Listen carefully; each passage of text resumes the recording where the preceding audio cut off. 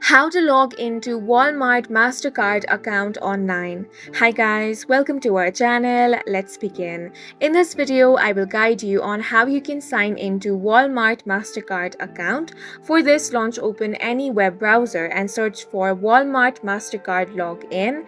Then you want to tap on the very first website, which is walmart.ca.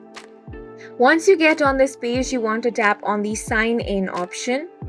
Now, on this page, you want to enter your username. Then, you want to enter your password.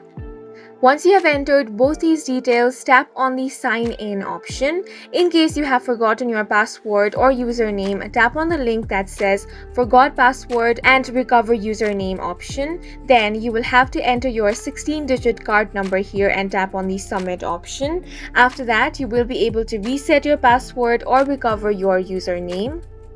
Once you have entered both these details, tap on the sign in option and you will be successfully logged into your Walmart MasterCard account. If you are new to this and you want to register, tap on the new customer register option. Enter your 16-digit card number here and follow the on-screen prompts in order to create a new account. And that's it for this video. If you found it helpful, please make sure to hit the like button and subscribe for more videos like this.